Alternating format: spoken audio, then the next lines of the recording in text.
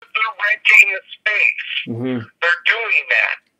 So it's all about corporate America.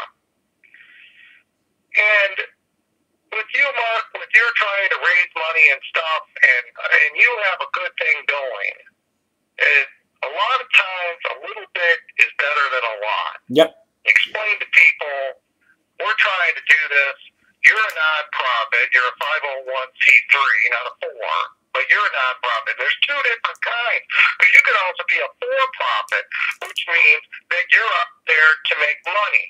Right. And a nonprofit is basically you're out there because you're making the money so that you can help people. You're not making it for yourself. And people have taken that nonprofit, and what they've done is to say, okay, I'm going to take this company because nonprofits are run as a corporation, and I'm going to gather up this money, and here's how I'm going to legally exploit it. I'm going to pay myself a salary of $1 million a year. Now, granted, you can't pay yourself $1 million a year if you don't have the contributions of $1 million. So you get these other people involved. They say to the CEO of Walmart, "Well, tell you what, okay, we're going to put you on the board of our nonprofit, and we're going to pay you X amount of dollars for being on the board. In return, what you're going to do for us is you're going to let us collect donations in your Walmart store." And that's how it's worked. And it's as simple as that.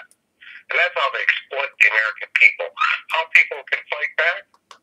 Put a stop to it by not donating to these big conglomerates.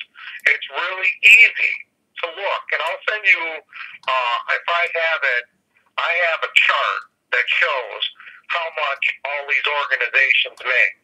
Millions of dollars a year. I believe it. What I could do with $20,000 is amazing. You'd be surprised how many families I could feed, what I could do, and all that other stuff. But they don't look at it that way. The companies are really eager and happy to donate. But see, here's another problem. And I'm going to use myself as an example. I contact a big conglomerate, okay?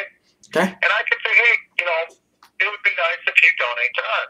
Well, they've already got the big fish in the game. Right. Because they're doing this for a living. They've already got their hooks into everything. And, then they say, well, they're tapped out for donations this year. So I tell them, well, listen here. I said, that's great that you've donated this big money to these big conglomerates. But I said, how about giving somebody else a chance in line? You'd be surprised. These organizations, these corporations, which are organizations, they'll turn around and they'll help you out. Right.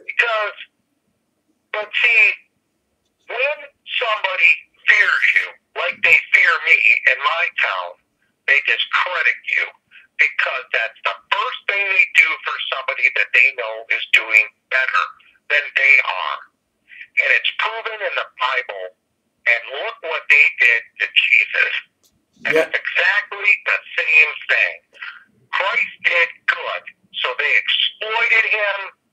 They took him and put him down. And they discredited him.